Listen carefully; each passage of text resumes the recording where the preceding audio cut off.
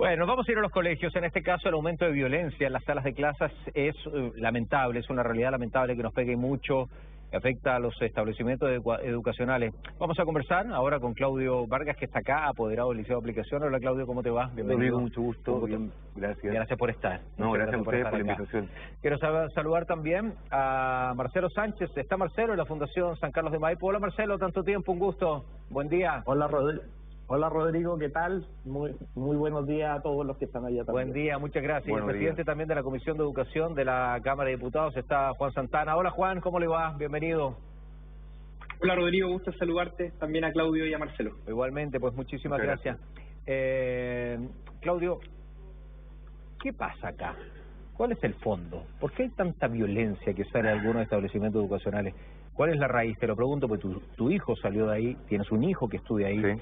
¿Qué pasa en el Liceo de Aplicación? ¿Por qué se provoca eso? ¿De dónde viene? Lo he hablado con el ministro, con el exdirector del INBA, buscando y tratando de encontrar una explicación. ¿De dónde salen las razones? ¿Cuál es la raíz de tanta violencia que hay?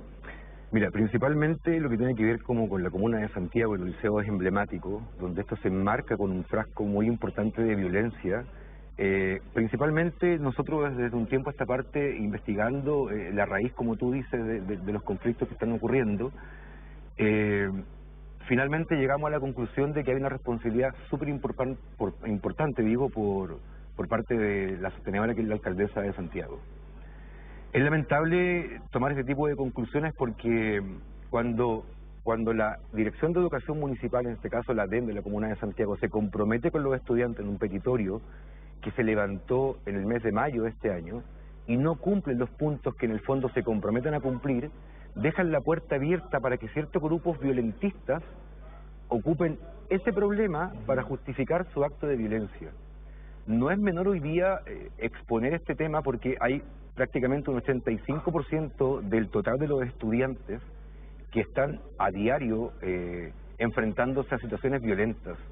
O sea, estas últimas manifestaciones, los mismos drones de carabineros que han sobrevolado la zona, pueden dar cuenta de que hay niños menores de edad que se pasean por los segundos pisos, los pasillos, con estas típicas bolsas plásticas camisetas, llenas de benzina, con botellas vacías para armar los artefactos explosivos adentro del liceo.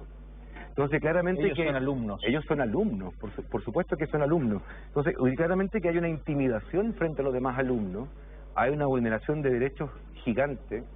Yo he conversado, de hecho, con el vocero de los alumnos que se manifiestan. Lo he invitado a conversar para que nos podamos sentar y, en el fondo, como papás, transmitirle que la violencia no es el camino para encontrar solución. Y menos en un colegio. Y menos en un colegio. Y también nos llama poderosamente la atención la poca responsabilidad por parte de las autoridades, porque hace un tiempo atrás, una semana atrás, tuvimos un artefacto explosivo que se logró desactivar por parte del personal del GOPE de Carabineros en un edificio en Las Condes, ¿te recuerdas? Y se hizo un operativo gigante, se evacuó el edificio, y acá cuando se están viendo que la bomba la hacen dentro del colegio, Carabineros contabilizó en la última manifestación 40 bombas que recibieron desde adentro del colegio, 40 bombas Molotov. No ingresa nadie al establecimiento, no allanan sabiendo que hay bombas y peor aún que hay menores de edad adentro del establecimiento.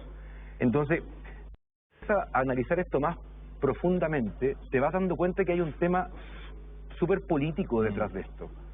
Y lamentablemente hay dos pilares en la sociedad de nuestro país y en el mundo en general que no pueden ser tomados de una mirada política. La educación y la salud deben ser temas de país, pero aplicadas con políticas de Estado. Que da lo mismo el gobierno que esté de turno, pero que la política de Estado sea la misma para todos. Porque no podemos ir todos para un lado en la salud, después de 4 años ir para otro lado en la salud. La salud es una política que se mantiene estable porque es una política de Estado. Y la educación, como para terminar ese punto, debe ser lo mismo. ¿Por qué? Porque dependiendo de la mirada del gobierno actual, en este caso de la alcaldesa y la dirección de la DEM, no aplican aula segura, siendo una ley que ya está aprobada, que ya está vigente, pero como la ideología política de quienes nos gobiernan hoy día en la parte municipal no aprobó en el Congreso esa ley, hoy día no la aplican y se rigen solo por el reglamento interno del colegio.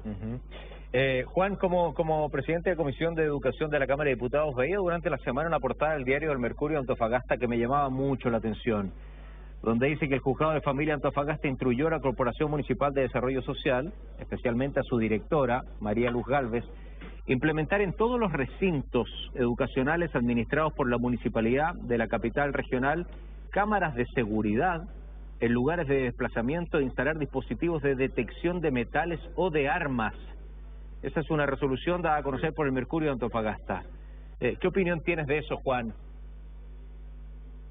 Bueno, Rodrigo, son determinaciones que cada sostenedor toma a partir de situaciones complejas de violencia que se viven dentro y fuera de los establecimientos. Yo estaba escuchando con mucha atención lo que decía Claudio, y decir también, Rodrigo, que yo lamento mucho la situación que ocurrió esta semana con el estudiante de 15 años apuñalado del Instituto Nacional. Yo estuve viendo sus declaraciones, la narración, el relato que él realizó de ese episodio, y a mí me da la impresión de que eso evidencia la complejidad de este tipo de fenómenos.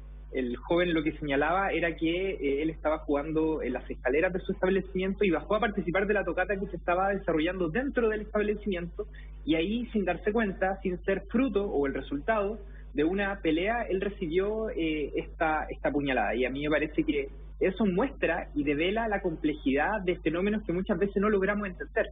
Quiero valorar, Rodrigo, el hecho de que el gobierno haya actuado rápidamente en el sentido de presentar una querella y al mismo tiempo, lo hizo el subsecretario del Interior, Manuel Monsalve, solicitar un fiscal especial de la región metropolitana para que pueda abordar estos casos de violencia que se producen en los establecimientos educacionales, pero al mismo tiempo señalar también con mucha claridad de que, tal como lo decía recién en la entrevista que le estaba haciendo a la ministra Toá, este tipo de problemas necesitan soluciones serias. No hay ninguna pócima secreta que permita que se puedan erradicar las situaciones de violencia que se viven en los establecimientos. Porque, entre otras cosas, para ser bien justo, situaciones de violencia no se viven solamente en la comuna de Santiago o durante este periodo alcaldicio. Quizás Claudio ahí tenga una mala evaluación y eso es completamente legítimo.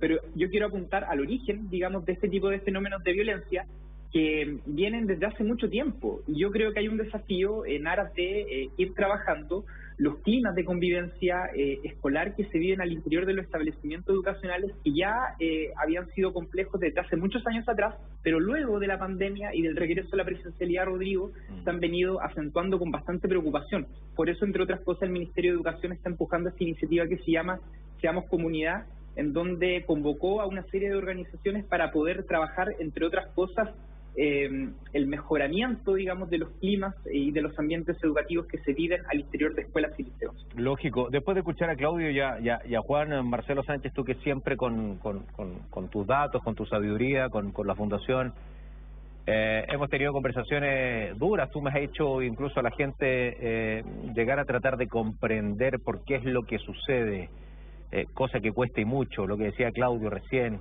con bolsas paseándose para armar bombas Molotov, acá con detectores de metales, la descripción que hacía Juan, que es cada una de las resoluciones que quiere cada establecimiento, considerando el temor que tienen, instalar cámaras de seguridad, para ver si entran o no entran con cuchillos, con armas a los colegios.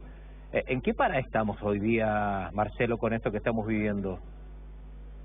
Rodrigo, yo creo que aquí hay que distinguir distintos fenómenos. La pandemia ha afectado fuertemente la regulación emocional de los niños, y evidentemente hay dos grupos que se ven muy afectados por la ausencia de casi 80 semanas que tuvimos en materia de escolaridad, y es el grupo adolescente y es el grupo de la primera infancia. En ambos momentos del desarrollo, la plasticidad cerebral es máxima, y en esos momentos es muy necesaria la regulación emocional, y por eso es que es importante la presencialidad. Cuando los niños vuelven a la presencialidad, vuelven evidentemente afectados en su capacidad de relacionarse, en su capacidad de regular sus emociones, y por lo tanto están muy flexibles o muy, de alguna forma, permeables a llamado a la violencia, a la normalización de la violencia, a la instrumentalización de distintos grupos que pretenden también sacar provecho de esto. Y esto hay que ser súper claro, esto no es nuevo en la historia de la humanidad. En los años 60, en Alemania, básicamente estas escaladas de violencia también se dieron en los colegios, instrumentalizados por grupos políticos fascistas de la época. ¿Y cómo lo resolvió Alemania? Alemania lo resolvió con educación. Alemania lo resolvió trabajando con las comunidades, trabajando con la familia, previniendo en el largo plazo, pero tal como decía Claudio y le decía también la ministra, acá no hay bala de plata, esto no se elimina de la noche a la mañana. Se tienen que tener elementos de prevención situacional, como la resolución que tomaron los jueces en Antofagasta. O sea, evidentemente tratar de reducir el riesgo de que los niños porten armas blancas, etcétera, etcétera. Pero también, y lo más importante, es tener una agenda temprana de prevención social, que se haga cargo de los factores de riesgo que están a la base, en la familia, en la escuela, en la comunidad, y llegar antes, porque no sirve de nada concentrarse cuando los niños están entre los 14 y los 17 años. Claro. Lo más importante es hacerlo cuando todavía nosotros como papás, y hasta los 13 años, se puede desarrollar el vínculo parental de manera fuerte, cuando como papá podemos generar cambios y mejorar la comunicación con los niños. Lógico. Les tengo que pedir, voy a hacer la última ronda para que condensemos con las respuestas para aprovechar lo último. Claudio, ustedes se han reunido con apoderados, han hecho un trabajo interesante. A mí me interesa el concepto de la prevención también, que también lo coincidía Marcelo, porque acá es como reacción, se lo decía a la ministra, a la alcaldesa anterior. Hay que prevenir antes de estas cosas. O sea, ¿qué solución ves tú de aquí hacia adelante? Tú como apoderado, hombre que conoce, hombre que ha hecho el trabajo de estar con los apoderados, con los alumnos también involucrados en esto, ¿qué soluciones prácticas ves para que no tengamos que vivir esto? O sea, yo quiero hacer un punto respecto a lo que recién mencionaba Juan, de que quizás podía estar un poco desenfocada la visión, y concuerdo profundamente con el presidente diputado que está con nosotros compartiendo esta entrevista, porque si bien esto viene arrastrándose desde hace mucho tiempo, muchos años, hoy la diferencia está que adentro de los establecimientos se están haciendo las bombas. O sea, no es posible, y le transmito a Juan esta información porque yo soy apoderado, mi hijo está presente en la sala, de que los niños tengan que tomar clase con la mochila puesta en su espalda, con su cuaderno, con un lápiz, porque en cualquier momento tienen que salir corriendo, porque entran los violentistas y ponen las botellas de bomba molotov sobre la mesa y los obligan a salir a ellos y a profesores. ¿Esos son sus mismos compañeros? Son sus mismos compañeros. Wow. Entonces, existe un adoctrinamiento que en el fondo va como generacionalmente hablando, y si bien, como decía Juan, han pasado 2 años de pandemia, nosotros, como lo planteaba recién Rodrigo, no podemos pensar en cómo reaccionar.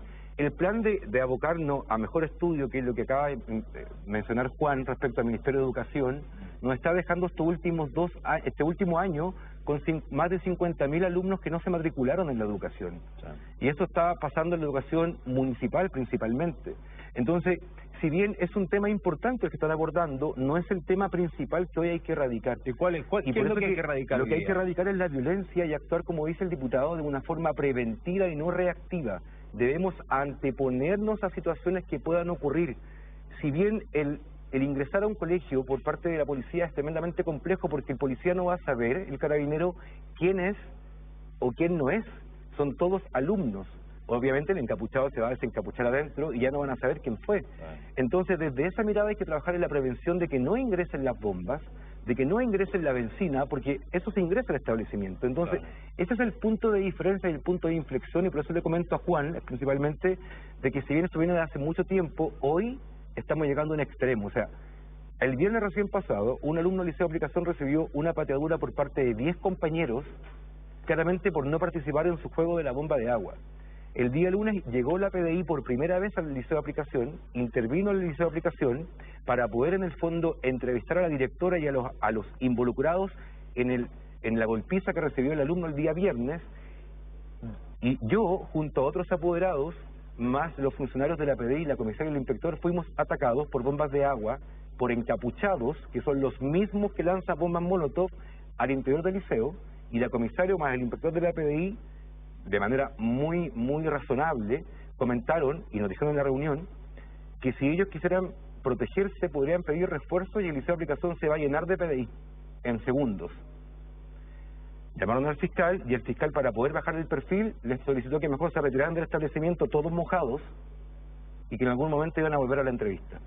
Entonces, creo que cuando ya llega a ese punto y no hay un respeto por la autoridad y no hay una seguridad adentro, o sea, de verdad estamos el mundo al revés.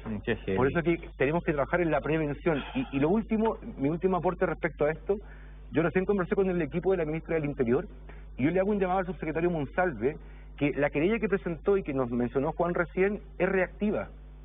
Y más que vivir llenándonos de querellas contra menores, contra alumnos, contra violentistas, hay que trabajar en la prevención. Creo que es mejor menos querellas y más prevención. Porque no podemos estar tan reactivos frente a este tema. Desde chico. Me tengo que comprometer, Juan Santana y Marcelo Sánchez, con ustedes para la otra semana. Hay una noticia de último minuto que tengo que ir ahora. Juan, Marcelo, un abrazo grande. Claudio, muchísimas gracias por estar. Ustedes. Nos comprometemos siempre la otra semana, ¿sí? Sí, por supuesto. La otra semana sí o sí. Discúlpenme que hay una noticia de último minuto que tengo que ir. De verdad que mil disculpas. ¿Ya? Muchas gracias. Okay. Gracias a ustedes, Claudio querido. Gracias por estar. Gracias, Rodrigo. Muchas gracias. Dale.